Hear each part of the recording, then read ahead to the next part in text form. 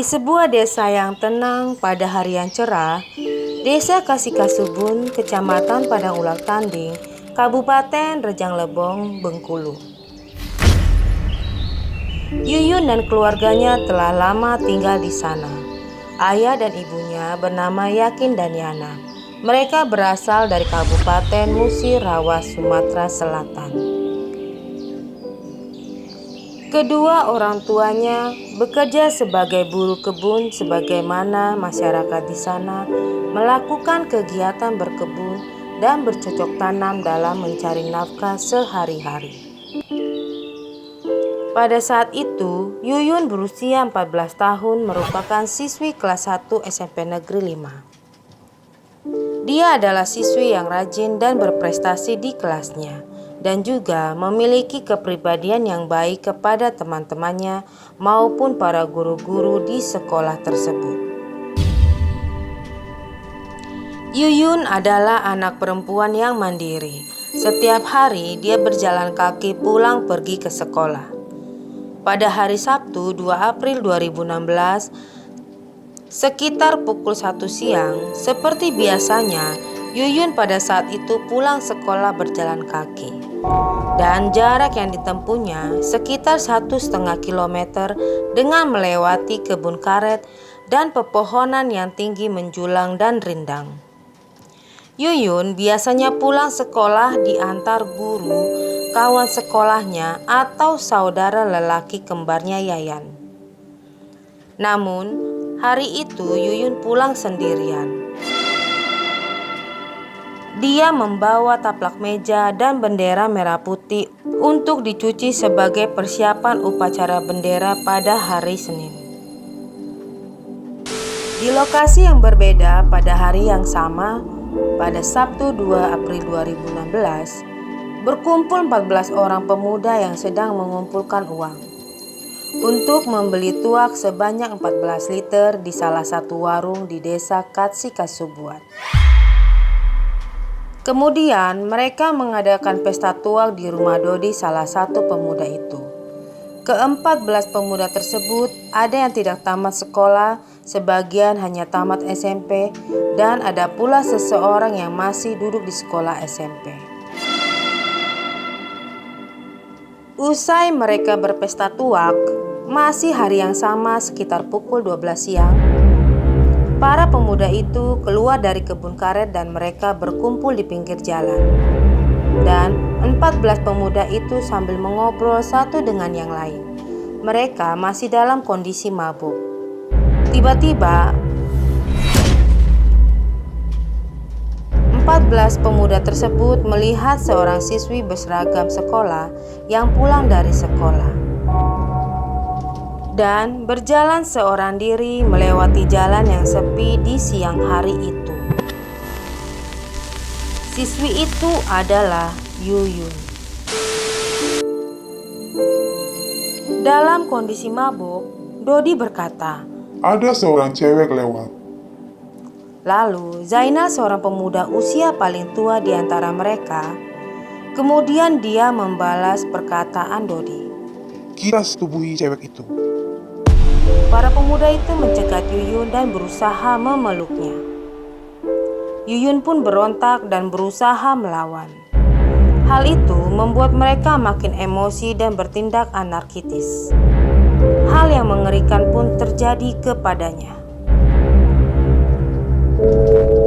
Yuyun pada hari Sabtu tidak juga pulang ke rumah. Keluarganya juga menunggu kedatangannya di rumah. Hari Minggu 3 April 2016, keluarga Yuyun melaporkan kepada kepala desa.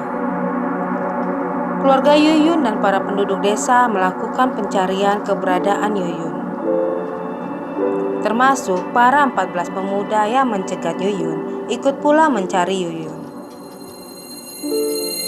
Hingga malam tiba, para warga mencari Yuyun tetapi mereka belum juga menemukannya. Kemudian pada hari Senin 4 April 2016 sekitar pukul 1 siang, mayat Yuyun ditemukan dalam kondisi setengah bugil, tertutup daun pakis dengan posisi badan tertelungkup, tangan terikat dari atas masuk ke bawah paha. Kepolisian pun datang ke lokasi dan melakukan investigasi di mana Yuyun telah ditemukan dan melakukan evakuasi jasad Yuyun. Penyelidik juga merentangkan garis polisi di tempat kejadian untuk diperiksa sebab dan musabab hingga Yuyun meninggal dunia. Yuyun dimakamkan di pemakaman desa Kasih Kasubuan. Hasil dari visum, kondisi muka korban terdapat bekas lebam pukulan dan tanda kekerasan di bagian kemaluan korban. Para pemuda itu ternyata mengenali Yuyun. Mereka juga terlibat aktif dari mulai pencarian hingga pemakaman Yuyun setelah ditemukan masyarakat. Hal ini dilakukan untuk mengelabui polisi agar tidak dicurigai. Pada hari Jumat 8 April 2016, kepolisian menggelar operasi penangkapan dan berhasil membekuk 3 tersangka, yakni Dedi Indra Muda 19 tahun, Tommy Wijaya 19 tahun, dan Dahlan 17 tahun. Dari kerja keras petugas kepolisian setempat, pada Sabtu 9 April 2016 sekitar pukul 3 siang hari, kembali diringkus 9 tersangka lainnya, yakni Suke 19 tahun, Bobby 20 tahun, Faisa 19 tahun, Zainal 23 tahun, Febriansa Saputra 18 tahun, Sulaimansyah 18 tahun, AL 17 tahun, SU 16 tahun, dan EK 16 tahun.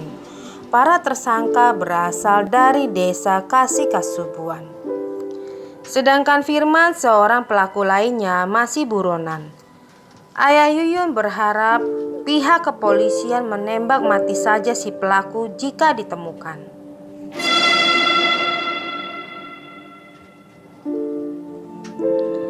Pada Senin 19 April 2016, Polres Rejang Lebong telah melakukan rekonstruksi pemerkosaan sekaligus pembunuhan terhadap Yuyun. Dalam rekonstruksi ulang, ada sekitar 65 adegan yang diperagakan pelaku. Dalam rekonstruksi terungkap sebelum diperkosa, korban terlebih dahulu dipukul dengan kayu, kaki korban diikat lalu digilir oleh 14 orang pemuda. Meski para pelaku mengaku menyesal, polisi menilai tidak ada rasa bersalah dari sikap mereka. Pemuda-pemuda itu bersikap acuh tak acuh saat diinterogasi dan menjawab pertanyaan dengan berbelit-belit. Terungkap pula di antara mereka ternyata 2 orang mengenal Yuyun, yaitu Dedi yang berusia 19 tahun mengaku dekat dengan Yuyun dari tahun 2014. Selain itu, Supri yang duduk di kelas 3 SMP dan berusia 16 tahun adalah kakak kelas Yuyun. Dalam putusannya, majelis hakim mengatakan Zainal alias Bos terbukti memperkosa dan membunuh Yuyun. Dasar hukum yang digunakan untuk menjerat pria berusia 23 tahun ini adalah pasal 340 KUHP Junto pasal 55 KUHP hukuman mati. Selain Zainal, 4 terdakwa yakni Suket 19 tahun, Faisa 19 tahun, Bobby alias Tobi 20 tahun, dan Dedi dijatuhi hukuman 20 tahun penjara dan denda sebesar 2 miliar. Jika tidak bisa membayar, maka ditambah hukuman penjara. Seorang terdakwa lainnya dituntut pasal yang sama, namun karena dia masih berusia di bawah umur, Hakim Heni Farida memutuskan untuk menjatuhkan hukuman rehabilitasi dan pelatihan kerja di lembaga penyelenggara selama 1 tahun. Zainal, sang dalang dalam kasus Yuyun yang divonis hukuman mati, mengajukan banding ke Pengadilan Tinggi Bengkulu dan kasasi ke Mahkamah Agung. Akan tetapi semuanya ditolak. Pada September 2021 dikabarkan Zainal yang mendekam di lapas Curup Rejang Lebong Bengkulu masih menunggu keputusan permohonan gerasinya kepada Presiden Jokowi.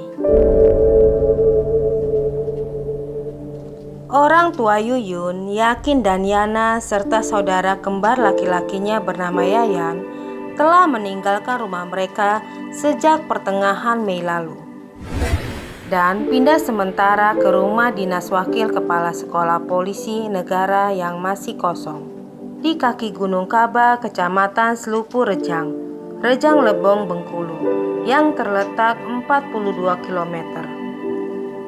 Rumah baru mereka dalam proses pembangunan dan lokasinya tidak jauh dari sekolah polisi negara. Keluarga Yuyun tidak lagi nyaman tinggal di rumah mereka, sehingga mereka memutuskan menjual lahan dan rumah kayu mereka. Menteri Sosial Kofifa datang ke Bengkulu menemui keluarga Yuyun dan memberitahukan kepada mereka jika diperbolehkan, Yayan adik korban akan disekolahkan di pesantren Malang. Kedua orang tua Yayan menyetujui karena mereka ingin Yayan di pesantren dan belajar menjalankan ilmu agama. Yayan saat ini tidak mau lagi bersekolah di desa mereka setelah meninggalnya saudara kembarnya. Melihat kondisi ini, dia bersama istrinya mendukung Yayan agar sekolah di Malang, sehingga nantinya bisa melupakan kejadian yang menimpa saudara kembarnya itu. Dari kasus yang menimpa Yuyun ini hingga tewas di tangan para pelaku, peran orang tua sangat diperlukan dalam keluarga. Membimbing anak-anaknya dalam pergaulan agar tidak terjerumus dalam perilaku yang tidak baik dan merugikan diri sendiri. Sekian dulu ya guys, kasus yang kuangkat dalam video YouTubeku ini. Jangan lupa subscribe, like, komen, dan klik tanda loncengnya ya. Bye.